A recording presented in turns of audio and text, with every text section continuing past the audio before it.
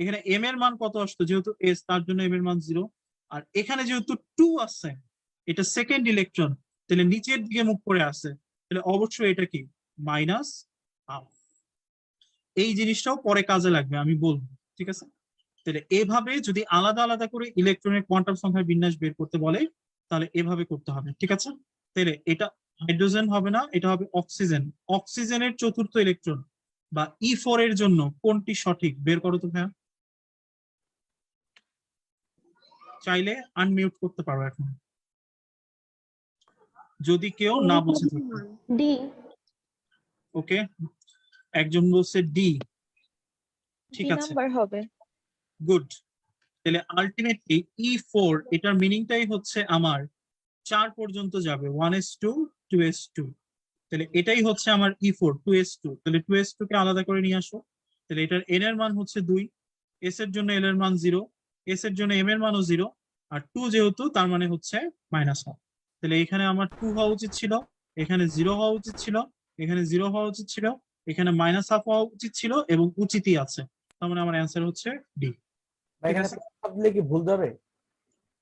এখানে যদি plus half ধরো ভুল যাবে কিনা, অনেক বই তো ভাই আবার মানে এই যে মানে পজিটিভ দিছে শোনো প্রথমটাকে, বেসিক, হ্যাঁ দ্বিতীয়টাকে অনেক বই ভাবে লিখছে। ওকে। মেইন কথাটা হচ্ছে কি ভাইয়া, প্লাস মাইনাস হাফ, একটা ইলেকট্রন যে কোনো মুখী স্পিনেই ঢুকতে পারে, সে প্লাস হাফ স্পিনেই ঢুকতে পারে, মাইনাস হাফ স্পিনেও ঢুকতে পারে। এটাই বেসিক কেমিস্ট্রির কথা। কিন্তু তোমার হাজারি স্যারের বইতে এইভাবেই বলা আছে যে প্রথম electron plus half, second electron minus half. যেহেতু বইয়ের বাইরে থেকে কোয়েশ্চেন যাওয়ার কোনো সুযোগ নাই, সুতরাং আমি বইয়ের বাইরে যাব না, ঠিক আছে।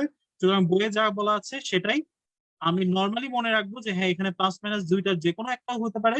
কিন্তু যেহেতু বইয়ের মধ্যে স্পেসিফিক করা আছে প্রথম electron plus half, second electron minus half, সুতরাং তুমি বইয়ের কথাটাই ফলো করবা, ঠিক আছে। আচ্ছা, এবার আমরা চলে আসি হচ্ছে আমাদের নেক্সট টপিক, 4টি কোয়ান্টাম সংখ্যার তাৎপর্য। এটা একদম ইজি কোয়েশ্চেন ভাইয়া, জাস্ট প্রয়োজনীয়তা গুলো একটু মুখস্থ করে ফেলবা, ঠিক আছে। আচ্ছা, এবার চলে আসা হচ্ছে 2.2.4 2.2.4, very very very very important. এটাতে অনন্ত স্টার্ট দিতে পারো, এখান থেকে এবছর কোয়েশ্চেন আসার পসিবিলিটি অনেক বেশি, 70 থেকে 80%, ঠিক আছে। এখন আমরা ভুল করি কোথায়, সেই জিনিসগুলা আমি আগে একটু বলে নিই, ঠিক আছে। তোমরা যেটাতে ভুল করো, আনমিউট করো, আমাকে বলো তো, পরমাণুর মূল কণিকা প্রধানত কয় প্রকার? 3 প্রকার। 3 প্রকার। 2 প্রকার। এই যারা 3 প্রকার বলছো -0.25, ঠিক আছে। পরমাণুর মূল কণিকা প্রধানত 2 প্রকার, একটা হচ্ছে মূল স্থায়ী কণিকা, একটা হচ্ছে অস্থায়ী কণিকা, ঠিক আছে। কোথায় আছে, এই যে মূল কণিকা প্রধানত 2 প্রকার, স্থায়ী এবং অস্থায়ী। আর তোমরা যেটা বললা সেটা হচ্ছে মূল স্থায়ী কণিকা, ইলেকট্রন, প্রোটন, নিউট্রন, এই 3টি কণাকে পরমাণু স্থায়ী মূল কণিকা বলে, ঠিক আছে। তাহলে মেইন কথা মনে রাখতে হবে, মূল কণিকা 2টা, স্থায়ী মূল কণিকা 3টা, ঠিক আছে। এখন ইলেকট্রন, প্রোটন, নিউট্রন এই 3টা তো হচ্ছে স্থায়ী মূল কণিকা। এছাড়াও আরো কিছু কণিকা আছে যাদেরকে আমরা কম্পোজিট বা যৌগিক কণা বলি, ঠিক আছে। এরা বিভিন্ন ধরনের পরমাণু থেকে, ভারী কণা অবশ্যই, সেখান থেকে হচ্ছে নির্গত হয়।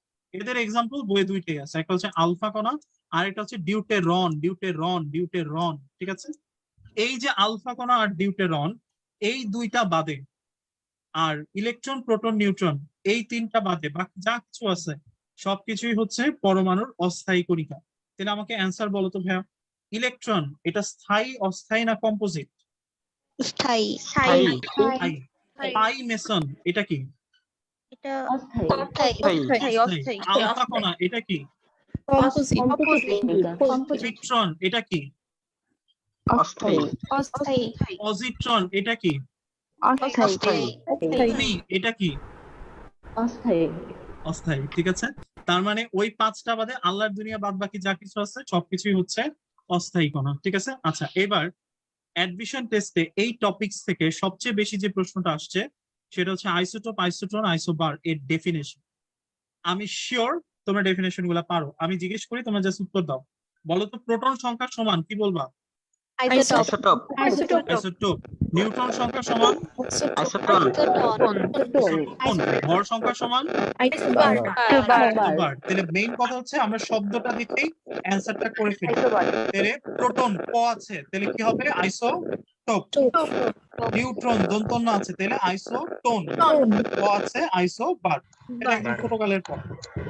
এছাড়া এইখান থেকে আরো কিছু কথা পড়তে হবে যেটা মেডিকেল কলেজ অ্যাডমিশন টেস্টে ইতিমধ্যে চলে আসছে। যেমন হাইড্রোজেন পরমাণুর টোটাল 3টা আইসোটোপ আছে, এদের নাম পড়তে হবে। একটা হচ্ছে প্রোটিয়াম, ডিউটেরিয়াম, ট্রিটিয়াম, ঠিক আছে। আবার কার্বনের 3টা আইসোটোপ আছে, একটা হচ্ছে 12, 13, 14। কিন্তু এটার মধ্যে কথা আছে ভাইয়া, যদি তোমাকে বলে কার্বনের স্থায়ী আইসোটোপ কয়টা, তাহলে অ্যান্সার হচ্ছে 2টা। একটা হচ্ছে কার্বন 12, একটা হচ্ছে কার্বন 13। আর যদি বলে অস্থায়ী বা তেজস্ক্রিয় আইসোটোপ কোনটা, ঠিক আছে, তাহলে তোমার অ্যান্সার হবে কার্বন 14। ওকে, তাহলে আমি যদি প্রশ্ন করি কার্বনের আইসোটোপ কয়টা ভাইয়া? 3টা। স্থায়ী কয়টা ভাইয়া? 2টা।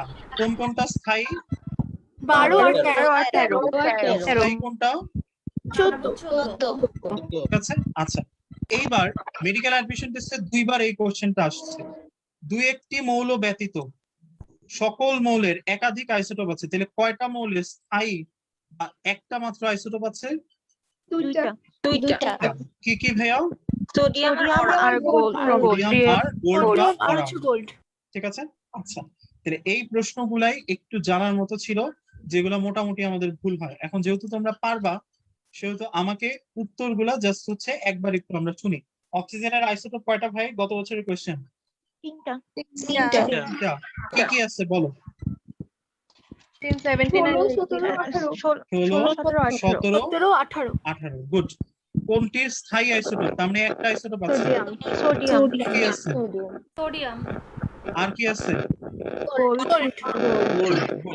যে সমস্ত পরমাণুর ভর সংখ্যা সমান তাদেরকে কি বলে? আইসোবার।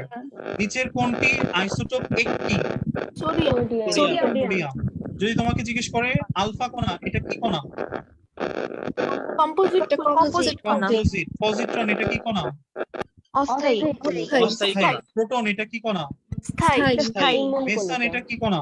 অস্থায়ী নিচের কোনটি হাইড্রোজেনের সঠিক আইসোটোপ নয়? সবগুলোই নয়। সবগুলোই সঠিক কোনটাই না। আচ্ছা, হাইড্রোজেনটা বেসিক্যালি হচ্ছে আমরা বলি না, এই কারণে আমার ট্রিটিয়াম আর ডিউটেরিয়াম হাইড্রোজেন যেহেতু স্যারের বইতে হাইড্রোজেনটা বলা নাই, নরমালি অনেক জায়গাতে প্রোটিয়ামকে হাইড্রোজেন বলে, বাট ওইটা আমরা নিব না। ঠিক আছে, তাহলে অ্যান্সার হচ্ছে হাইড্রোজেন। 64 কপার, 64 জিঙ্ক, এরা কি? আইসোবার। ভর সংখ্যা সমান। যে সকল পরমাণুর ভর সংখ্যা এক আইসোবার। তাদেরকে কি বলে? আইসোবার। আইসোবার। নিচের কোনটি কম্পোজিট কণিকা? ডিউটেরন ডিউটেরিয়াম হবে না? না ডিউটেরিয়াম হবে না। ঠিক আছে। নিচের কোন জোড়া আইসোবার? ক নাম্বার। ক।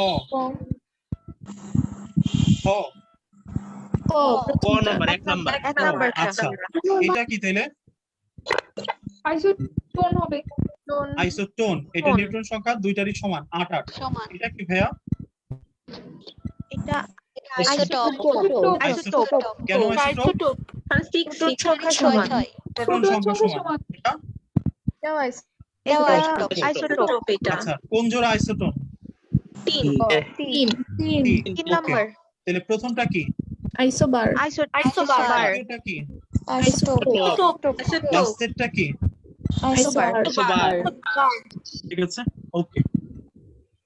এটা মনে হয় আর পড়ার দরকার নেই, এত পড়া হয়ে গেছে যে পরে পেজ লাগবে। আইসোটোপের ক্ষেত্রে কোনটা সঠিক? প্রোটন সংখ্যা সমান। ভর সংখ্যা সমান হলে কি বলি? আইসোবার। ওকে, আচ্ছা ঠিক আছে। এবার আমরা জাস্ট হচ্ছে এটা পড়ে আসি, তারপর হচ্ছে এখানে যে কথাগুলো আছে এখান থেকে তুমি কি কি পড়বা জাস্ট আমি তোমাকে এটা একটু বলে দিচ্ছি। হ্যাঁ, এই বক্সটা তো মাস্ট, এটা 100% ইম্পর্টেন্ট। কিছু পড়ো আর না পড়ো, এটা মাস্ট পড়তে হবে। আর প্রোটন, ইলেকট্রন, নিউট্রন থেকে অবশ্যই যেটা পড়বা সেটা হচ্ছে আবিষ্কারক কে, আর যদি নামকরণ করেন কে সেটা থাকে সেটা। ঠিক আছে, তাহলে এই দুইটা জিনিস এই পেজ থেকে পড়তে হবে, একটু পাশে লিখে রাখো। ওকে। আর এখানে একটা কথা যেটা মেডিকেল কলেজ অ্যাডমিশন টেস্টে অনেক সময় দিয়ে দেয়, সেটা হচ্ছে এটা গ্রাম এককে আছে, আমি এটাকে কেজি এককে একটু লিখে রাখবো। 9.1 × 10⁻31 কেজি। ঠিক আছে, তাহলে বইয়ের মধ্যে এই কথাটা জাস্ট একটু গ্রাম এককের নিচে লিখে রাখবো। ঠিক আছে। আচ্ছা, এই কথাটা তো একটু আগেই পড়াইছি, নিশ্চয়ই মনে আছে যে নিউক্লিয়াসের মধ্যে অবস্থান করে কে? প্রোটন আর নিউট্রন, ঠিক আছে। আর কক্ষপথে neutron. নিউক্লিয়াসের বাইরে অবস্থান করে হচ্ছে ইলেকট্রন। ইলেকট্রন। আচ্ছা, ওকে।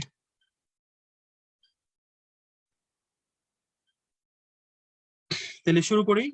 ক্যাথোড রশ্মি কি? Electron. ইলেকট্রন। এটাকে কোন পরীক্ষার সাহায্যে আমরা পাই? কার পরীক্ষার সাহায্যে? Rutherford. থমসনের সালে কত সালে? 1897 1897। আচ্ছা, ইলেকট্রনের ভর কত kilogram? 9.1 into 10 to the power minus kg 31। যদি 28 লিখতাম তাহলে গ্রাম গ্রাম। ইলেকট্রনের মোট কত চার্জ আছে? 96.73 ওকে, নরমালি হচ্ছে 96,500। এই জিনিসটার স্পেসিফিক মান হচ্ছে এটা, ওকে। আচ্ছা, নিউটন আবিষ্কার করেন কে? এটা পরে পড়ে নিও, Chadwick। চ্যাডউইক, ওকে।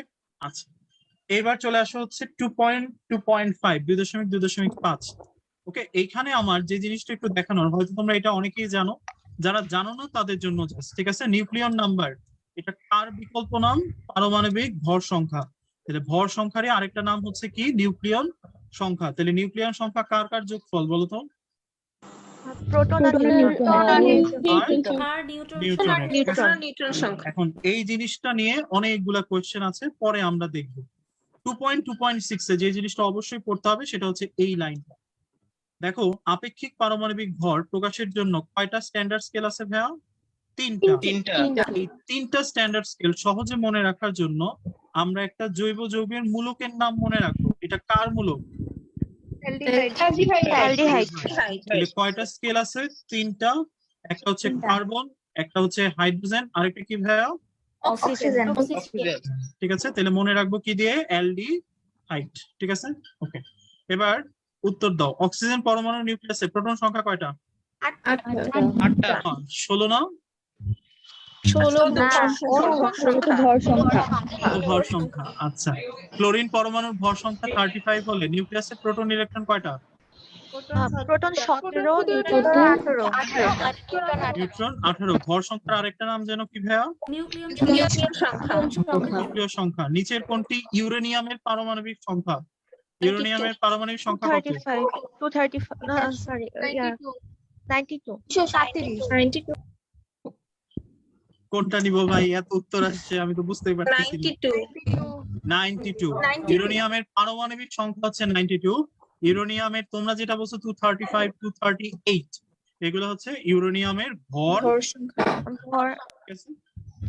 ওকে, ঠিক আছে। আমরা এবার চলে আসি হচ্ছে নিচে। নিচে দেখো, পরমাণুর ভর বা প্রকৃত ভরের একটা সূত্র দেওয়া আছে, আপেক্ষিক পারমাণবিক ভর ইনটু AMU। AMU মিনিং হচ্ছে 1 AMU is equal to 1.6605 into 10 to the power minus 24 গ্রাম। এটাকে কেজি এককে লিখতে পারবো বলেন তো? -27 তাহলে অবলিক দিয়ে এটাও একটু লিখে রাখো, ঠিক আছে। আচ্ছা, এখন এইটা যদি বুঝো তাহলে আমাকে এই প্রশ্নটার উত্তর দিবা। এখানে যে সি অপশনটা আছে, হ্যাঁ, এই সি অপশনটা গ্রাম না, সি অপশনটা হচ্ছে কেজি।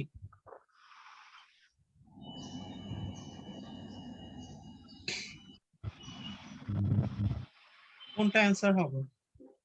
বি হবে বি হবে খ নাম্বার আনসার হ। আচ্ছা, এটা কেজি হইতো যদি উপরে কত থাকতো? -27 ওকে, এবার চলে আসা হচ্ছে 2.2.7। এখানে আসলে তেমন কিছুই নাই ভাইয়া, ওই যে আমি যে কথাগুলো বললাম এগুলোই আছে। অক্সিজেনের হচ্ছে আমার আইসোটোপ হচ্ছে 3টি, 16, 17, 18। কার্বনের স্থায়ী আইসোটোপ হচ্ছে 2টি, একটা হচ্ছে 12, একটা হচ্ছে 13, ঠিক আছে। তো ওই কথাগুলোই জাস্ট এখানে আছে, একটু দেখে নিও তাহলেই হবে, ওকে। এবার আমরা সরাসরি একটা লাভ দেই। 2.2.9 এ চলে যাও। এই স্লাইডটা আমার এই স্লাইড প্রেজেন্টেশনের মধ্যে নাই, তোমাদের বইয়ের মধ্যে আছে। 2.2.9 নিউক্লিয় বিক্রিয়া, ওই পোর্শনটাতে চলে যাও।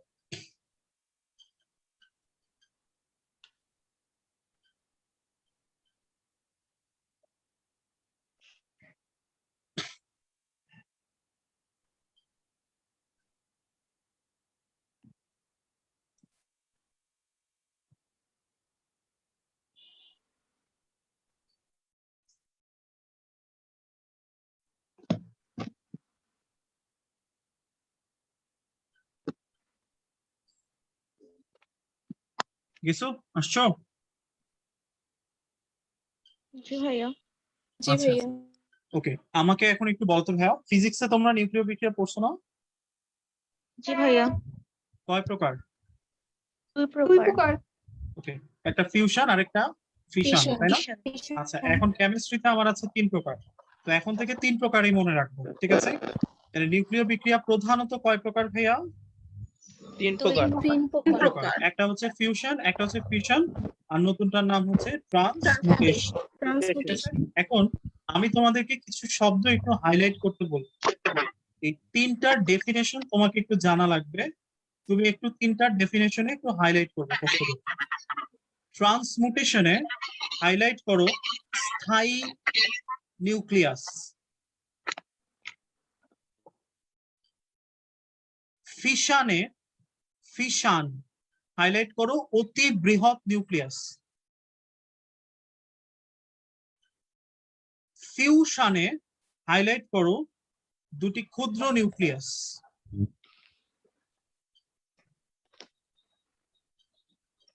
আচ্ছা, এখন ভাইয়া কেন ডেফিনেশন গুলো একটু মানে এই শব্দগুলো হাইলাইট করলাম, আমি ডেফিনেশন গুলো বলি, তুমি দেখো তিনটা ডেফিনেশনই বলতে গেলে একই রকম।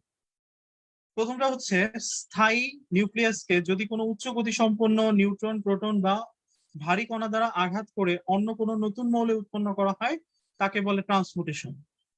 ফিশনে দেখো বলছে অতি বৃহৎ নিউক্লিয়াসকে অতি উচ্চ বেগের নিউট্রন বা প্রোটন দ্বারা আঘাত করে যদি কোনো নতুন মৌল উৎপন্ন করা হয় তাহলে, বা বড় দুটি মৌল উৎপন্ন, কাছাকাছি ভর বিশিষ্ট দুটি মৌল উৎপন্ন করা হয় তাকে বলা হয় হচ্ছে ফিশন। ফিউশনে দেখো দুটি ক্ষুদ্র ক্ষুদ্র নিউক্লিয়াস অতি উচ্চ তাপমাত্রায় একীভূত হয়ে যদি কোনো বৃহৎ নিউক্লিয়াস গঠন করে তাকে বলা হয়েছে ফিউশন। তাহলে তিনটা ডেফিনেশনের জিস্ট কথাই হচ্ছে এটা, নতুন মৌল উৎপন্ন হবে, পার্থক্য হচ্ছে নিউক্লিয়াসে, একটা হচ্ছে স্থায়ী ট্রান্সমিউটেশন, একটা হচ্ছে অতি বৃহৎ নিউক্লিয়াস ফিশন, আর একটা হচ্ছে ক্ষুদ্র নিউক্লিয়াস তেলে ফিউশন, ঠিক আছে? তাহলে ডেফিনেশনটা দেখে তুমি যেন সাথে সাথে উত্তর করে দিতে পারো পুরো ডেফিনেশনটা না পড়ে, এই জন্য এই তিনটা ওয়ার্ড একটু কষ্ট করে খেয়াল রাখবা, ঠিক আছে? তাহলে আমি যদি বলি স্থায়ী নিউক্লিয়াস, ডেফিনেশন কার? ট্রান্সপোর্টেশন যদি বলি হচ্ছে ক্ষুদ্র নিউক্লিয়াস তেলে, ফিউশন আর যদি বলি বৃহৎ নিউক্লিয়াস তেলে, ফিউশন আচ্ছা, আর কি পড়তে হবে? এক্সাম্পল গুলা। এক্সাম্পল মানে ওখানে যে বিক্রিয়া গুলা আছে সেগুলা না, এক্সাম্পল মানে হচ্ছে, দেখো তো ভাইয়া, নিউক্লিয়ার ফিশনে পারমাণবিক চুল্লি এই কথাটা আছে কিনা? জি ভাই আছে। জি ভাইয়া ওইটা একটু highlight করো। নিউক্লিয়ার ফিউশনে সূর্য শক্তি আর হাইড্রোজেন বোমা, দেখো তো আছে কিনা? জি আছে। তোমাকে যদি জিজ্ঞেস করে হাইড্রোজেন বোমার উদাহরণ, কার উদাহরণ কি বলবা? ফিউশন যদি বলে পারমাণবিক চুল্লি তেলে, ফিউশন ফিউশন ঠিক আছে? তাহলে নিউক্লিয়ার বিক্রিয়া পারা যাবে ইনশাআল্লাহ ভাই। ইনশাআল্লাহ ভাইয়া আমরা চলে আসি হচ্ছে নেক্সট টপিক 2.3। আচ্ছা, 2.3টা আমি তোমাদেরকে একটু জিজ্ঞেস করবো, কারণ এটা অ্যাকচুয়ালি এত সোজা টপিক এবং এটা 9 থেকে উঠতেছে, তো তোমরা একটু আমাকে কষ্ট করে উত্তর দাও। এস এর আকার কেমন? টি এর আকার? টি এর আকার? ডাবল আমাকে এখন বলো এস এর অরবিটাল কয়টা? একটা। টি এর অরবিটাল কয়টা? 3টা। কি কি? px py PXZ ডি এর অরবিটাল কয়টা? 5টা কি কি আছে বলো তো? px Y D X Y, D Y Z, D Z X, D X square minus Y square. এখন তোমাদের প্রশ্ন শেষ, আমি এখন তোমাদের সাথে হচ্ছে কিছু কথা বলতেছি। এগুলা আমাদের নর্মাল পড়াশোনা, মোটামুটি আমরা সবাই জানি, কিন্তু আমরা অনেকেই যেটা সম্পর্কে একটু কম জানি সেটা হচ্ছে লোব, নোড, নোডাল তল। লোব মানে হচ্ছে একটা ইলেকট্রন তার কক্ষ বরাবর যে সঞ্চারিত থাকে সর্বোচ্চ ইলেকট্রন ঘনত্ব যেখানে সঞ্চারিত হয় সেটাই হচ্ছে সেই ইলেকট্রন বা অরবিটালের লোব। নোড মানে হচ্ছে যেই জায়গাটার মধ্যে ইলেকট্রনের ঘনত্ব একবারে নাই বললেই চলে, ঠিক আছে? তার মানে যে জায়গায় ইলেকট্রন সঞ্চালনের হার শূন্য সেটাকে বলা হচ্ছে নোড, আর যেই জায়গায় ইলেকট্রন একদমই পাওয়া যায় না সেটার নাম হচ্ছে নোডাল তল। তিনটা খুব ইজি ডেফিনিশন। তাহলে আলটিমেটলি তোমাকে জানতে হবে যে একটা অরবিটালের কয়টা লোব আছে। এই জিনিসটা সহজে মনে রাখার জন্য আমি ছোট্ট একটা কথা এখানে লিখে রাখছি, তোমরা চাইলে একটু লিখে রাখতে পারো। এসপিডি এর জন্য এদের প্রত্যেকের যা অরবিটাল আছে লোব সংখ্যা হবে একটা কম, এসপিডি এই তিনটার জন্য। তাহলে এস এর অরবিটাল তোমরাই বললা একটা ছিল, তাহলে লোব কয়টা হবে? 1 বিয়োগ 1, তাহলে কত হয়? 0।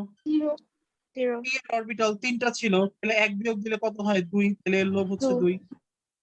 ডি এর 5টা ছিল, 1 বিয়োগ দিলে কত হয়? 4, তাহলে এর লোব হচ্ছে 4। ঠিক আছে, এটা হচ্ছে মনে রাখার জন্য।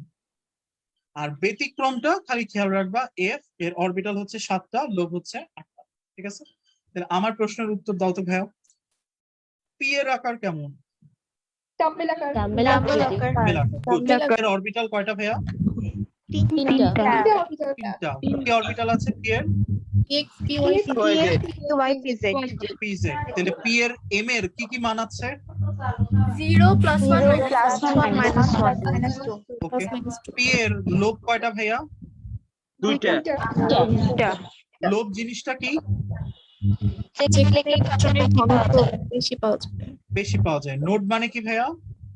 ইলেকট্রন যেখানে ইলেকট্রনের ঘনত্ব নেই। ঠিক আছে, তাহলে এই যে পড়াগুলো পড়লাম তুমি একটু পড়ে দেখো 2.3, এর বাইরে একটা লাইনও নাই। ঠিক আছে, তাহলে পারা যাবে ইনশাআল্লাহ। ওকে, এবার আমরা চলে আসি হচ্ছে অরবিট আর অরবিটালের একটা ছোট্ট পার্থক্য আছে। এই পার্থক্যটা যখন আমি তোমাদের লেভেলের স্টুডেন্ট ছিলাম আমি একটা কথাই মনে রাখতাম, অরবিট অরবিটাল লিখতে বড় কোনটা ভাইয়া? অরবিটাল। অরবিটাল। তাহলে অরবিটালের পয়েন্টস গুলা সব বড় বড় হবে, ঠিক আছে, বা হ্যাঁ বোধক হবে, বেশি বেশি হবে। এটা নর্মাল কনসেপ্ট। ঠিক আছে, একটা মাত্র এক্সেপশন মনে রাখতাম, সেটা হচ্ছে 7 নাম্বার পয়েন্টে আছে যে অরবিটালে সর্বাধিক 2টা মাত্র ইলেকট্রন থাকতে পারে, এটাই কম। আর অরবিটে ইলেকট্রন সর্বাধিক থাকতে পারে 2n স্কয়ার সংখ্যক, তার মানে এটা অনেক বেশি। এই একটা পার্থক্য ছাড়া বাকি যা পার্থক্য অরবিট অরবিটালের মধ্যে আছে সেই সবগুলাই হচ্ছে অরবিটালের বেশি। কেমনে বেশি খেয়াল করো, অরবিটাল শব্দের উৎস হচ্ছে কোয়ান্টাম থিওরি, আর অরবিট কি? বোর তত্ত্ব। ঠিক আছে, অরবিট দ্বারা দ্বিমাত্রিক বৃত্তাকার পথে ধারণা পাওয়া যায়, অরবিটাল দ্বারা ত্রিমাত্রিক পথের থিওরি পাওয়া যায়। অরবিট সমূহ একটা মাত্র আকার আছে, বৃত্তাকার। অরবিটাল বিভিন্ন আকৃতির হইতে পারে, কোনোটা বৃত্তাকার, কোনোটা ডাম্বেল আকৃতির, কোনোটা ডাবল ডাম্বেল। অরবিট সমূহ 25 করা হয় হচ্ছে প্রধান কোয়ান্টাম সংখ্যার সাথে জড়িত শুধু, আর অরবিটাল প্রধান কোয়ান্টাম সংখ্যার সাথে সহকারী কোয়ান্টাম সংখ্যার সাথেও সম্পর্কিত। তাইলে একে শুধুমাত্র প্রধান কোয়ান্টাম সংখ্যা কে, এল, এম, এন, ও এগুলা দ্বারাই প্রকাশ করা যায়, কিন্তু অরবিটালকে আমার এছাড়াও S, P, D, F, P, X, P, Y, P, Z আরো অনেকগুলো প্রতীক আকারে প্রকাশ করা যায়। অরবিট সাধারণত হাইজেনবার্গের থিওরি মেনে চলে না। অরবিটাল যেহেতু বড় তাহলে সে হাইজেনবার্গের অনিশ্চয়তার নীতি সমর্থন করে। বেসিক কথা হচ্ছে অরবিটালের কথা পজিটিভ এবং বেশি বেশি, অরবিটের কথাটা নেগেটিভ অথবা কম। এক্সেপশন একটাই, সর্বাধিক ইলেকট্রন অরবিটের ক্ষেত্রে 2n স্কয়ার আর অরবিটালের ক্ষেত্রে মাত্র 2টা। ঠিক আছে, এই পার্থক্যটা যদি কেউ জাস্ট এইটুকু মনে রাখতে পারো তাইলে পরীক্ষার হলে কোনোদিন ভুল হবে না। আরেকটা জিনিস মনে রাখবা কি যে আসলে আমরা যতই পড়ি টেকনিক গুলা কেন ইম্পর্টেন্ট, কারণ হচ্ছে পরীক্ষার হলে বা পরীক্ষার আগের দিন তুমি যখন হচ্ছে যাবা তোমার কিন্তু এটা মনে থাকবে না যে অরবিট অরবিটালের কি কি পার্থক্য আছে, বাট তোমার এই কথাটা মনে থাকবে ভাইয়া একটা কথা বলছিল সবই হচ্ছে পজিটিভ অথবা বেশি। তাহলে এটা দ্বিমাত্রিক, এটা ত্রিমাত্রিক, এটার ক্ষেত্রে শুধু প্রধান কোয়ান্টাম, ওইটার ক্ষেত্রে প্রধান ও সহকারী, এটা শুধু কে এলিমেন্ট, এটার মধ্যে অনেক কিছু দ্বারা প্রকাশ করা হয়। এটা হাইজেনবার্গের নীতি দেয় না, তাহলে এটা পজিটিভ হবে, এটা হাইজেনবার্গের নীতি দেয়। ঠিক আছে, সুতরাং তুমি জাস্ট কম্পেয়ার করে উত্তরটা দিয়ে আসতে পারবা। ঠিক আছে, তোমার মুখস্থ করার প্রয়োজনটা কম পড়বে। ঠিক আছে, সো টেকনিক এই কারণে অ্যাডমিশন টেস্টে অনেক অনেক বেশি ইম্পর্টেন্ট। ওকে, আচ্ছা আমরা 2.4টা পড়বো, কিন্তু আমরা টানা অনেকক্ষণ পড়ে ফেলছি, সো আমরা একটু ব্রেক নিব। হ্যাঁ, আমরা জাস্ট 2 মিনিটের একটা ব্রেক নিব। তোমরা আগে যা কিছু পড়ে ফেললা সেই জিনিসটা একটু দেখো, 2 মিনিট পরে এসে আগের যদি কোনো পড়াতে কোনো প্রবলেম থাকে আমি এসে জিজ্ঞেস করবো। ঠিক আছে, 2 minutes break. ভাইয়া লোবের স্লাইড একটু দেখাবেন? কোনটা ভাইয়া? পূর্বের স্লাইডটা।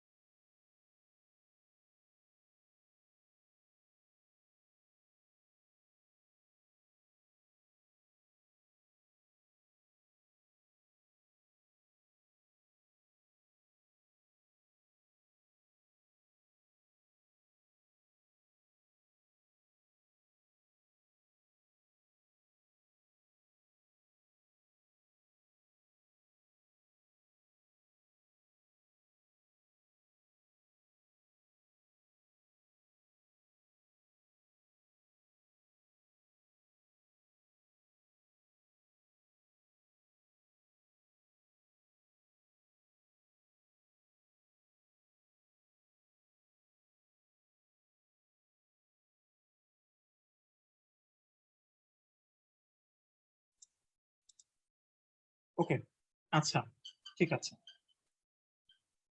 কোনো কোয়েশ্চেন?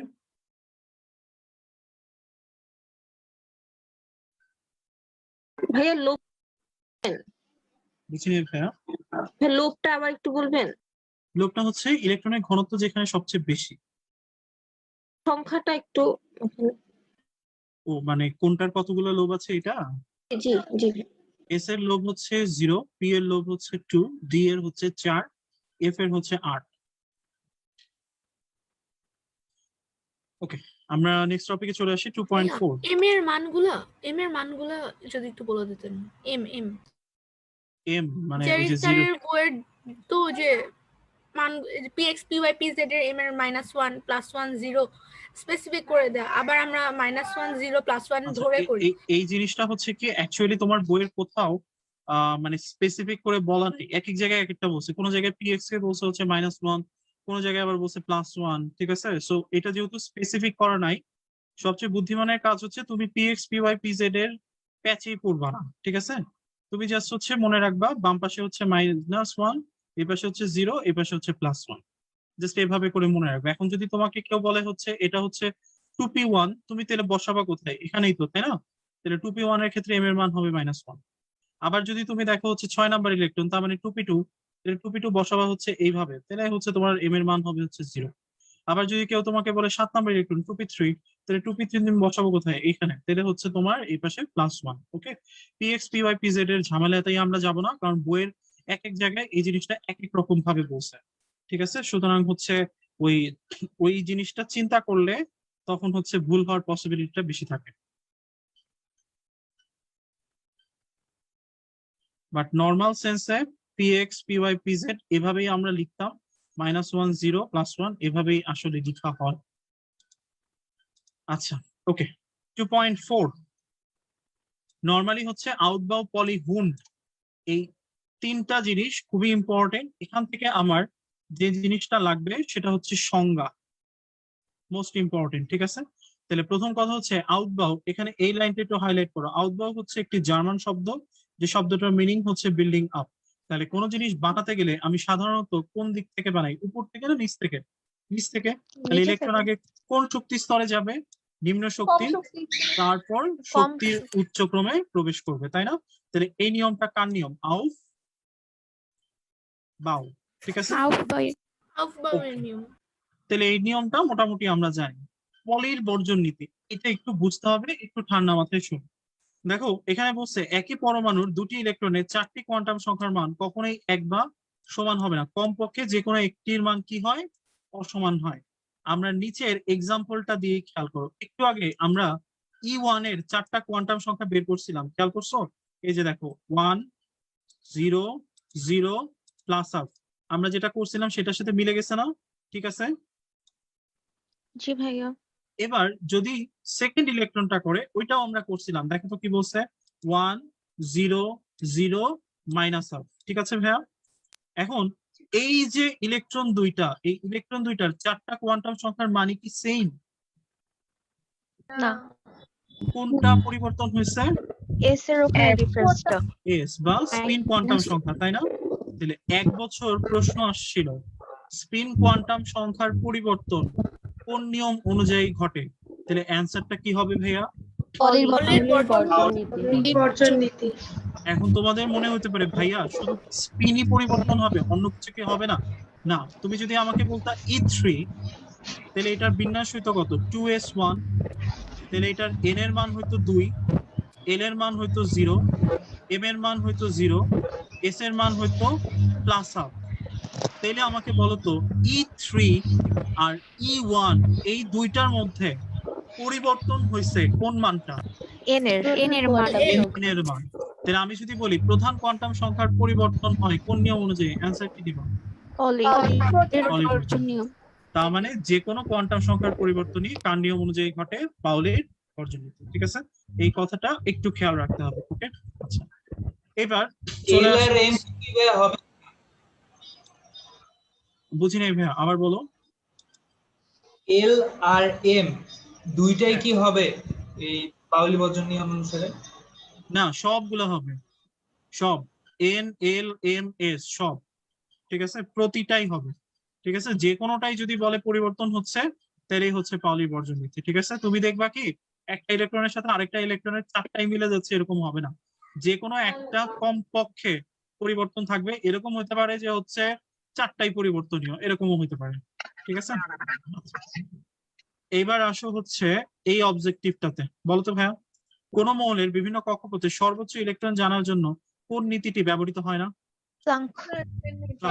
তো নিয়ম আছে হচ্ছে 3টা, আউটবাউ, পলি আর হচ্ছে কোন নীতি অনুসারে অযুগ্ম ইলেকট্রন সমূহের স্পিন একমুখী হবে?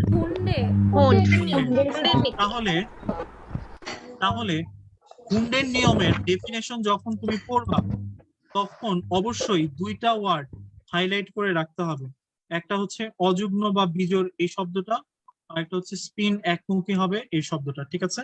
তাহলে আমি চেঞ্জ করলে এই জায়গাতেই করতে পারি। আমি যদি বলতাম একই শক্তি সম্পন্ন বিভিন্ন অরবিটাল গুলোর ইলেকট্রন গুলো এমন ভাবে অবস্থান করবে যেন সর্বাধিক সংখ্যায় অযুগ্ম বিজোড় অবস্থায় দ্বিমুখী স্পিনে প্রবেশ করবে, আমি ঠিক বলছি না ভুল বলছি?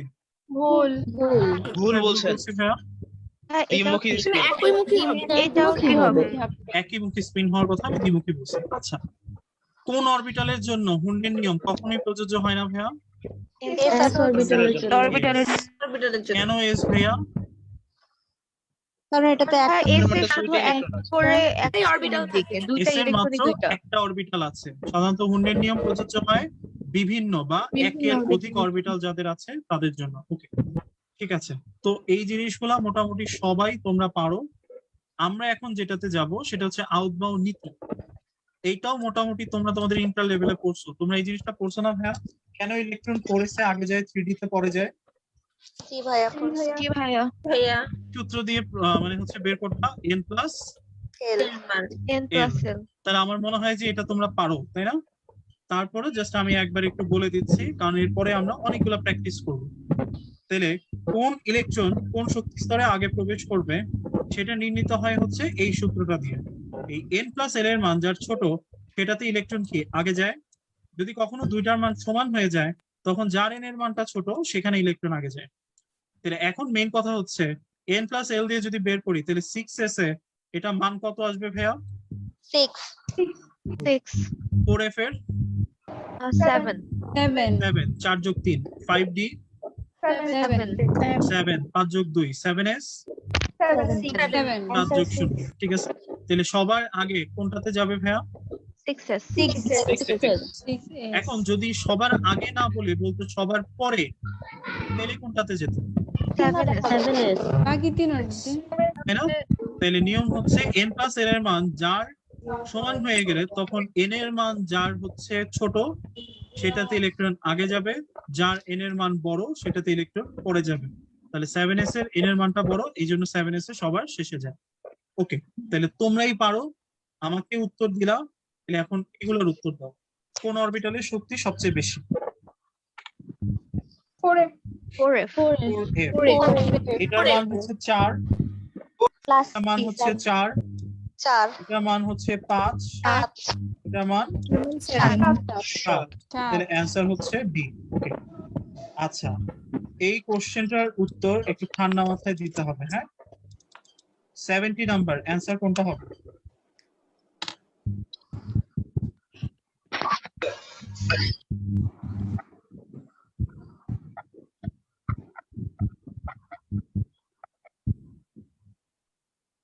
এ 5s 44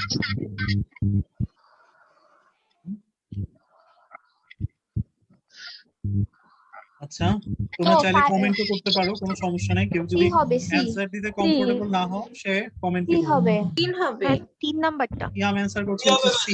ওকে, সি হবে আচ্ছা, তাহলে আমরা একটু খেয়াল কি করি, হবে খেয়াল C? করো, বলে দিচ্ছি কিভাবে। খেয়াল করো, এখানে হচ্ছে 5, এটা হচ্ছে আমার 5, দুটো মিলে গেছে, কিন্তু আমার এটা মানে হচ্ছে 5s থেকে 4p তে যাবে, 4p থেকে 4f এ আসবে।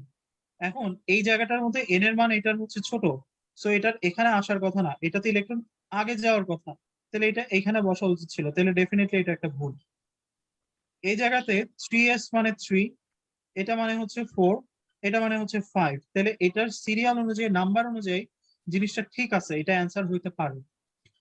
এটার ক্ষেত্রে মান হচ্ছে 5, এটার ক্ষেত্রে মান হচ্ছে 6, এটার ক্ষেত্রেও মান হচ্ছে 6, এবং এটার শক্তি স্তরটা বড় n, তাহলে আলটিমেটলি এটাও হইতে পারে। এইটার জন্য মান হচ্ছে 3, এটার জন্য মান হচ্ছে 4, এটার জন্য মান হচ্ছে 5, ওমা এটাও হইতে পারে। তাহলে যখনই একাধিক জিনিসপত্র মিলে যাবে তখন আমাকে খেয়াল করতে হবে n প্লাস l দিয়ে আর মিলানো যাবে না। কিভাবে মিলাইতে হবে? আদি পদ্ধতি। আদি পদ্ধতিটা কি? আদি পদ্ধতি হচ্ছে এটা, তোমাদেরকে অ্যারো চিহ্ন দিয়ে কোনটা কোথায় প্রবেশ করবে শেখানো হয়েছে না কলেজ লেভেলে ভাই? জি ভাইয়া ওই জিনিসটা তখন লিখতে হবে, 1s 2s 2p 3s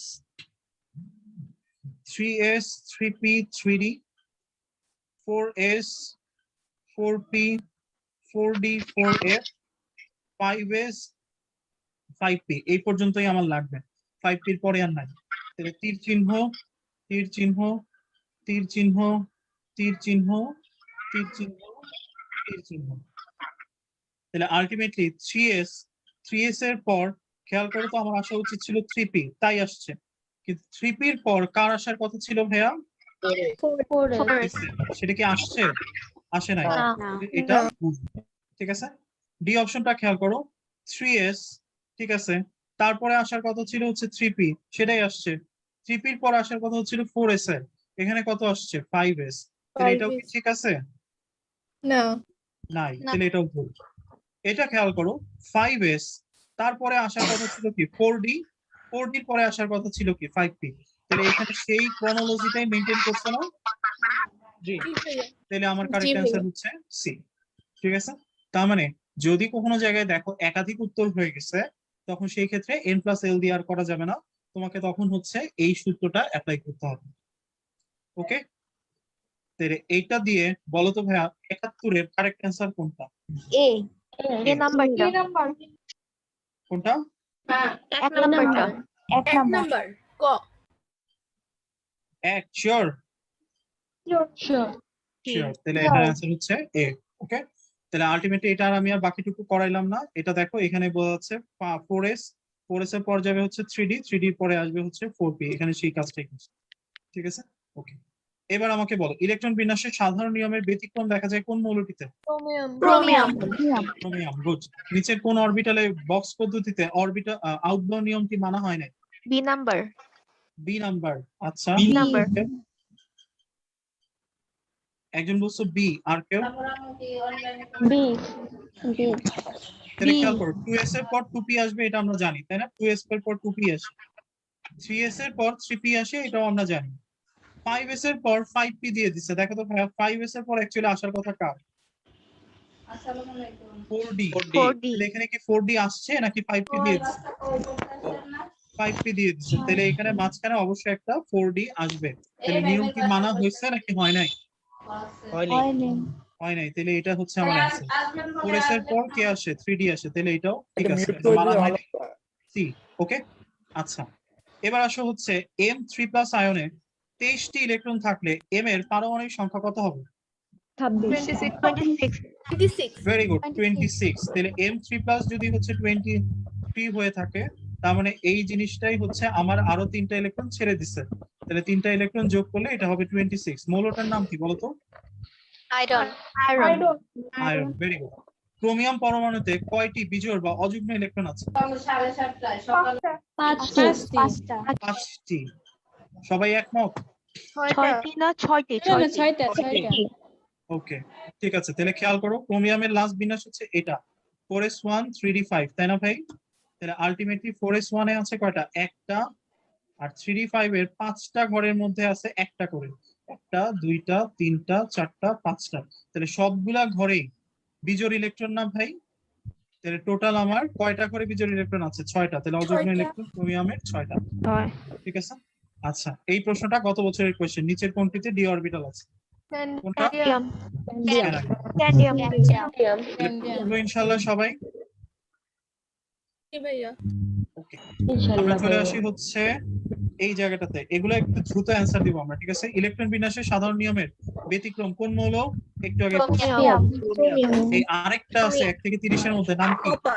copper copper. ওইটার 4s1 3d কত হয়? 10 10 সোডিয়ামের ইলেকট্রন বিন্যাস কোন ছন্দ আছে, কোনটা হবে? না ভাই সালটা দেখছো নাম্বারটা কত? Medical admission 2016। 16 ঠিক আছে, আচ্ছা। পর্যায় সারণীতে কার্বনের ইলেকট্রন বিন্যাস কোনটা? ছন্দ আছে কোন? নাই। সিলিকনের ইলেকট্রন বিন্যাস কোনটা? ছন্দ আছে 1:2:2p6 না সন্দেহ 3:2p2। নাই ঠিক আছে, ক্লোরিন, ঠিক আছে না? 1:2:2p6 3:3p5। ক্রিপ্টন, এইটা বলো ক্রিপ্টনের ইয়া কত? পারমাণবিক সংখ্যা কত? 54 না? না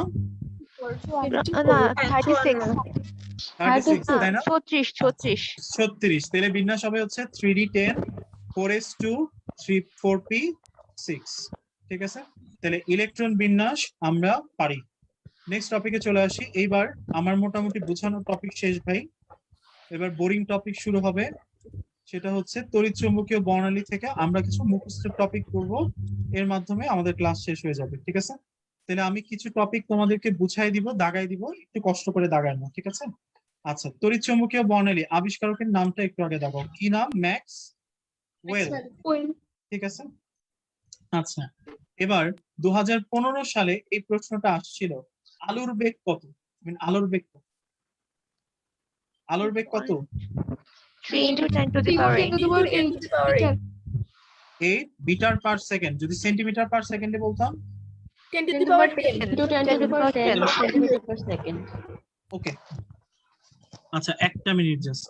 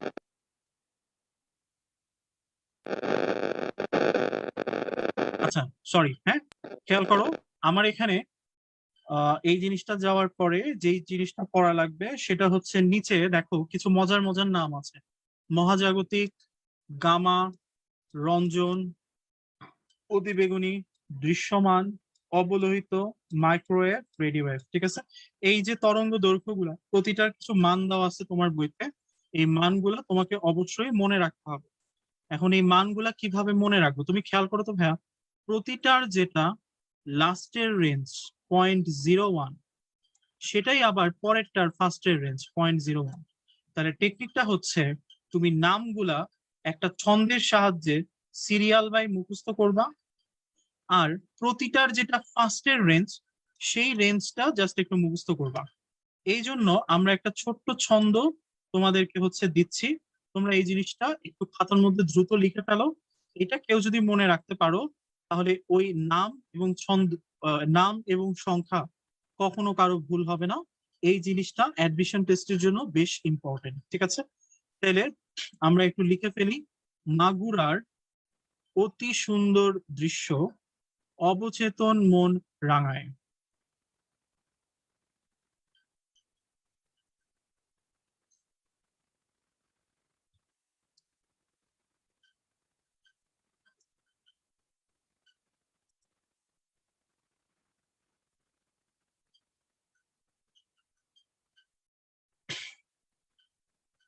ঠিক আছে, তাহলে ম আকার দিয়ে দেখো আমরা একটা নাম লিখছি মহাজাগতিক, গ দিয়ে হবে হচ্ছে গামারশ্মি, র দিয়ে হচ্ছে রঞ্জন রশ্মি, অতি মানে হচ্ছে অতি বেগুনি, দৃশ্য মানে হচ্ছে দৃশ্যমান, অব মানে হচ্ছে অবলোহিত, মাইক্রোওয়েভ মানে হচ্ছে মন মানে হচ্ছে মাইক্রোওয়েভ, রাঙায় মানে হচ্ছে রেডিওওয়েভ। নিচে যে সংখ্যাগুলো আছে তুমি খেয়াল করো তো ভাইয়া, গামা রশ্মির একদম নিচে যে মানটা আছে সেটা হচ্ছে তার ফার্স্টের রেঞ্জ 0.305, তার পুরো রেঞ্জটা হচ্ছে জাস্ট তার পরেরটা অ্যাড করে দিলেই হয় 0.01। তাহলে গামার রেঞ্জ হচ্ছে 0.305 থেকে 0.01। আবার রঞ্জনের রেঞ্জ হবে তার নিচে যে মানটা আছে সেটার সাথে পরেরটা যোগ করে দিলেই হয়, তাহলে 0.01 থেকে 10। আবার অতিবেগুনির রেঞ্জ হবে তার নিচে যে মানটা আছে তার সাথে পরেরটা, তার মানে 10 থেকে 380। আবার দৃশ্যমানের যে রেঞ্জ সেটা হবে হচ্ছে 380 থেকে তাহলে 780। ঠিক আছে, তাহলে তুমি যদি জাস্ট একটু কষ্ট করে নামগুলা মনে রাখো এবং নিচের যে ফার্স্টের রেঞ্জটা আছে সেটা মনে রাখো, তাহলেই মোটামুটি হচ্ছে তোমার এই জিনিসটা খেয়াল থাকবে এবং এটা অ্যাডমিশন টেস্টে কিন্তু আসে। ওকে, আচ্ছা এবার চলে আসো 2.5.1। এই প্যারাটা বেশ ইম্পর্টেন্ট ভাইয়া, এই প্যারাটা থেকে কোশ্চেন আসার পসিবিলিটি অনেক বেশি। আমি তোমাদেরকে বলে দিচ্ছি ভাই কোন জিনিসগুলো অবশ্যই পড়তে হবে। দেখো প্রথমে গামা রশ্মি, অনেক সবসময় মনে রাখবা ভাই, যে অঞ্চলটার তরঙ্গ দৈর্ঘ্য যত বেশি তার শক্তির পরিমাণ তত কম।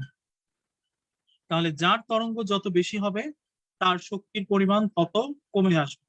তাইলে গামা রশ্মির তরঙ্গ দৈর্ঘ্য তোমাদের মনে আছে কিনা, অনেক কম, 0.0005 থেকে 0.01 ন্যানোমিটার, এটা অনেক ছোট। তাহলে অবশ্যই এটার শক্তি সবচেয়ে বেশি হবে। তাহলে দেখো বলছে তরঙ্গ দৈর্ঘ্য ক্ষুদ্র হওয়ায় এর তরঙ্গ অধিক শক্তি সম্পন্ন হয়ে থাকে। ঠিক আছে, আবার এই গামা রশ্মি থেকে কি বের হয়, তেজস্ক্রিয় আইসোটোপ বের হয় এবং এটি দুটি যন্ত্রে ব্যবহৃত হয়, একটার নাম হচ্ছে মসবাউর বর্ণালীমিতি, একটা হচ্ছে নিউট্রন সক্রিয়ণ বিশ্লেষণ। আবার নিচে খেয়াল করো, অতি বেগুনির যে 8টা পয়েন্ট আছে সেই 8টা পয়েন্ট তরঙ্গ দৈর্ঘ্য সহ শিখতে হবে। এই 4 থেকে 8 পর্যন্ত হচ্ছে মোস্ট ইম্পর্টেন্ট, এগুলো সবই হচ্ছে মেডিকেল টপিক, সো এই জন্য এগুলো জানতে হবে। এটা হচ্ছে 240 থেকে 280 জীবাণুনাশ, 200 থেকে 400 হচ্ছে ড্রাগ শনাক্তকরণ, 270 থেকে 360 হচ্ছে প্রোটিন অ্যানালাইসিস, 280 থেকে 400 হচ্ছে সেল ইমেজিং এর ক্ষেত্রে, 300 থেকে 320 হচ্ছে চিকিৎসা ক্ষেত্রে লাইট থেরাপিতে। ঠিক আছে, তাহলে এই তরঙ্গ দৈর্ঘ্য গুলা একটু পড়তে হবে, মেডিকেল টপিক, তাই বাদ দেওয়া যাবে না। ঠিক আছে, আচ্ছা এবার আসো মোস্ট ইম্পর্টেন্ট, কিছু পড়ো আর না পড়ো এটা পড়তেই হবে, অবলোহিত। তাহলে আইআর কয়টা অঞ্চল আছে, 3টা, একটা হচ্ছে নিয়ার আইআর, একটা হচ্ছে মিডল আইআর, একটা হচ্ছে ফার আইআর। এই 3টার তরঙ্গ দৈর্ঘ্য দেখা আগের মতো, প্রতিটা লাস্টের রেঞ্জ পরেরটার ফার্স্টের রেঞ্জ। তাহলে কোন রেঞ্জটা পড়বো আমরা, ফার্স্টেরটা 0.78, 2.5, 25। ঠিক আছে, আর এখানে এই যে দেখো নিয়ার আইআর আর হচ্ছে ফার আইআর, এই দুইটাই কোথায় ব্যবহৃত হয়, চিকিৎসা ক্ষেত্রে। তাহলে কোন আইআর কখনোই চিকিৎসা ক্ষেত্রে কাজে আসে না? Middle IR. এটা কোথায় কাজে আসে? জৈব যৌগের কার্যকারীমূলক শনাক্তকরণের জন্য। ঠিক আছে, তাহলে চিকিৎসা ক্ষেত্রে কাজে লাগে কোন আইআর? নিয়ারফার। আর মিডল আইআর কোথায় কাজে লাগে? জৈব যৌগের কার্যকারীমূলক শনাক্তকরণ। ঠিক আছে, আচ্ছা এবার মোস্ট ইম্পর্টেন্ট যেটা, সেটা হচ্ছে এই বক্সটা। পরের পেজের এই বক্সটার মধ্যে এই দুইটা কলাম পড়বা, বিকিরণ অঞ্চল আর গুরুত্বপূর্ণ ব্যবহার। Very very important. এখান থেকে মেডিকেল অ্যাডমিশন টেস্টে কোয়েশ্চেন ছিল। ঠিক আছে, ইম্পর্টেন্ট হচ্ছে ভাইয়া এমআরআই যন্ত্র, TV signal, WiFi, optical fibre, শালক সংশ্লেষণ, জাল টাকা শনাক্তকরণ এবং হচ্ছে ক্যান্সার। ওকে, আচ্ছা এবার তাহলে আমরা কিছু প্রশ্নে চলে আসি, দেখি আমরা পারি কিনা। সবাই একটু আনমিউট করে ফেলো। নিচের কোন প্রযুক্তিটি জাল টাকা শনাক্তকরণে ব্যবহৃত হয়? অ্যান্সার কি? এই প্রশ্নটা অ্যাকচুয়ালি ভুল। এটা হওয়া উচিত ছিল কি, আলোক বর্ণালীর দৈর্ঘ্যের ভিত্তিতে কোনটি সবচেয়ে বেশি। ঠিক আছে, তাইলে আমার অ্যান্সার হইতে হচ্ছে অবলোহিত রশ্মি। এই কোনটার বেমানান বলতে কিছু নাই, কোনটার তরঙ্গ দৈর্ঘ্য কম আছে, কোনটার তরঙ্গ দৈর্ঘ্য বেশি আছে, সবগুলাই ন্যানোমিটার এককে প্রদান করা আছে। ঠিক আছে, তাহলে আলটিমেটলি কোশ্চেনটা একটু ভুল আছে। ওকে, আচ্ছা অপটিক্যাল রশ্মির ব্যবহার নয় কোনটি? অপটিক্যাল ফাইবারে ব্যবহৃত হয়, রিমোট কন্ট্রোল ফিজিওথেরাপিতে ব্যবহৃত হয় না টিভি সিগন্যাল। টিভি সিগন্যালটা নরমালি হচ্ছে আমার কোথায়? শুরুর পয়েন্ট রেডিও ওয়েভ অঞ্চল। ঠিক আছে, আচ্ছা কোবাল্ট 60 এটা পুরনো এডিশনের বইয়ের মধ্যে ছিল, তোমরা জাস্ট মনে রাখতে পারো কোবাল্ট 60টা আমরা ব্যবহার করি হচ্ছে গামা রশ্মি। ঠিক আছে, ওকে এবার চলে আসো 2.5.2। সবাই আনমিউট থাকো, আমি কিছু কোয়েশ্চেন জিজ্ঞেস করব, তোমরা একটু উত্তর দিবা। তড়িৎ চুম্বকীয় বর্ণালী আবিষ্কারকের নাম কি? ম্যাক্সওয়েল। আর কোয়ান্টাম তত্ত্বের আবিষ্কারকের নাম কি? Max Planck. ঠিক আছে, তাহলে বর্ণালীর আবিষ্কারক হচ্ছে ম্যাক্সওয়েল আর কোয়ান্টাম তত্ত্বের আবিষ্কারক হচ্ছে ম্যাক্স প্লাঙ্ক। ঠিক আছে, আর এই কোয়ান্টাম তত্ত্বের সাহায্যে ফটো ইলেকট্রিক ইফেক্টের ব্যাখ্যা প্রদান করেন কোন বিজ্ঞানী? আইনস্টাইন। আচ্ছা এখন আমাকে বলো তো ভাইয়া, এই যে তিনি ফোটন প্রবাহের কথা বলছেন, এই ফোটন যে শক্তি বিকিরণ করে, এই বিকিরিত শক্তি আর এই স্পন্দন সংখ্যার সাথে একটা সম্পর্ক আছে, সম্পর্কটা কি ভাইয়া? সমানুপাতিক। তাহলে আমাকে বলো তো সমীকরণটা কি হবে? equal to h E is equal to h nu। তাহলে এই সমীকরণটা কার সমীকরণ? প্লাঙ্কের সমীকরণ। প্লাঙ্কের সমীকরণ। এখানে একটা ধ্রুবক আছে, ধ্রুবকটার নাম কি? প্লাঙ্কের ধ্রুবক। প্লাঙ্কের ধ্রুবক h। এই ধ্রুবকের মান কত? 6.6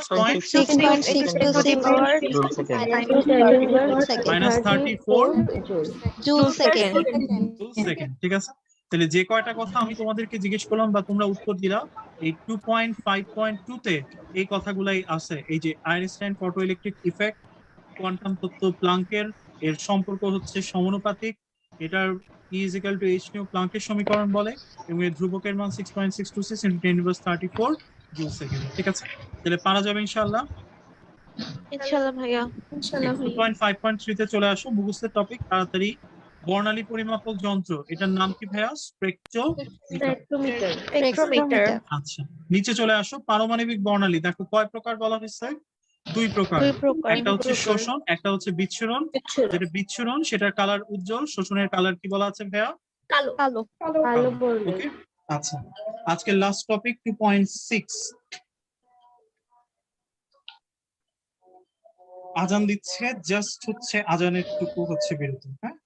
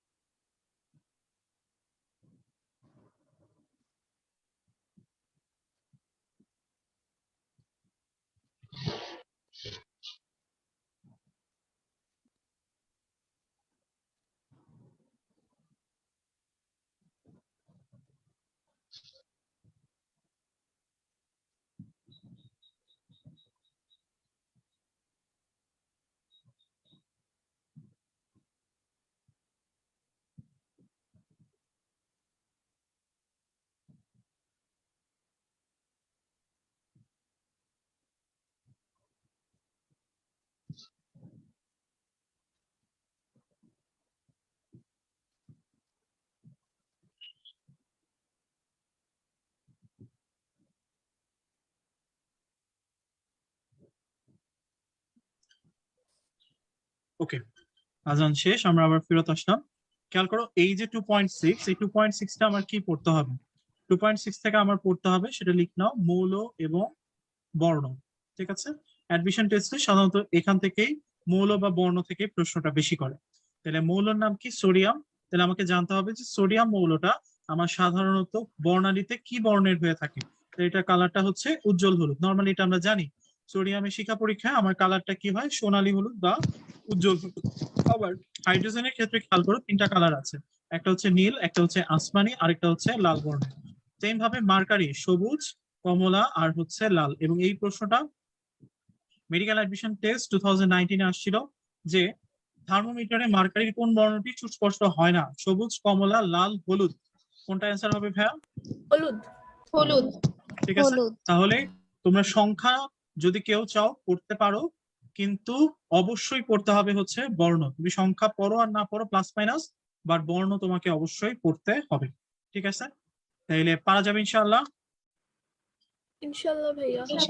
ওকে ভাইয়া, সো দ্যাটস ইট। এই পর্যন্তই মোটামুটি তোমাদের সাথে আমার ছিল আর কি। তো আমার মনে হয় যদি হচ্ছে কেউ তোমরা একটু ভালোভাবে পড়ো বা হচ্ছে একটু চেষ্টা করো, তাহলে যে কোনো অ্যাডমিশন টেস্টেই খুব ভালো করা সম্ভব। সেটা মেডিকেল হোক বা অন্য যে কোনো এক্সাম হোক, তোমাদের চেষ্টা থাকতে হবে যে আমাকে অবশ্যই একটা ভালো মেডিকেল কলেজে মানে চান্স পেতে হবে, যেন ভবিষ্যতে আমরা হচ্ছে যখন নিজের পরিচয় দিব, আমরা যেন পরিচয়টা দিতে অনেক গর্ববোধ করি, আমাদের ফ্যামিলি গর্ববোধ করে, এবং আমাদের আশেপাশে যে মানুষজন আছে তারা যেন বলে, হ্যাঁ অমুকের ছেলে অমুকের মেয়ে অমুক জায়গাতে পড়ছে, তাহলে তোকেও পড়তে হবে। ঠিক আছে, তুমি যেন কারো কাছে একটা এক্সাম্পলারি হচ্ছে পার্টিকেল হও, এক্সাম্পলারি জিনিস হও, যে হ্যাঁ ওর মতো হইতে হবে। তো সেটার গোলটা সবসময় যেন থাকে। ঠিক আছে, তোমাদের সাথে হয়তোবা সামনে আবার দেখা হবে, আমরা গুণগত রসায়ন সেকেন্ড পার্ট নিয়ে আলোচনা করব। তো যদি কারো ফার্স্ট পার্টে কোনো জায়গাতে কোনো প্রবলেম থেকে থাকে, আমি গুণগত রসায়ন সেকেন্ড পার্ট শুরুর আগেই 5 মিনিট সময় নিব, যে আগের অধ্যায়ে বা আগের লেকচারে কোনো প্রবলেম ছিল কিনা। যদি কারো কোনো প্রবলেম থাকে তাহলে ইনশাআল্লাহ ওই দিন আমরা ওই বিষয় নিয়ে আবারও আলোচনা করব। ঠিক আছে, তোমরা অনেক ভালোভাবে পড়ো, চমৎকার ভাবে পড়ো, তোমাদের সবার পরীক্ষা অনেক ভালো হোক, এবং আশা করি এই লেকচারটা থেকে যা যা পড়াইলাম সবাই খুব সুন্দর করে পড়ে ফেলবা। এবং একটা কথা বলতেছি, যারা এই লেকচারের প্রতিটা টপিকস যা পড়াইলাম এর চেয়ে বেশি আসলে কিছু হইতেই পারে না। ঠিক আছে, এটাই অনেক। এটাই যদি কেউ পড়তে পারো ইনশাআল্লাহ গুণগত রসায়ন থেকে, এখান থেকে গত বছরও 3টা প্রশ্ন আসছে, সুতরাং 3টা প্রশ্ন যদি এসে থাকে এখান থেকেই 3টা আসবে ইনশাআল্লাহ যা পড়িয়েছে। আর চেষ্টা করবা পুরাটাই পড়ার জন্য, কারণ আমার তোমার target Dhaka medical college, not Cox's Bazar medical college. সুতরাং আমি যদি ভালোভাবে না পড়ি তাহলে আলটিমেটলি হচ্ছে আমার রেজাল্টই খারাপ হবে। ঠিক আছে, সো ভালো করে পড়ো, best of luck, thank you very much, আসসালামু আলাইকুম, আল্লাহ হাফেজ। ওকে, আসসালামু আলাইকুম ভাইয়া। ভাইয়া। ওয়ালাইকুম ভাইয়া।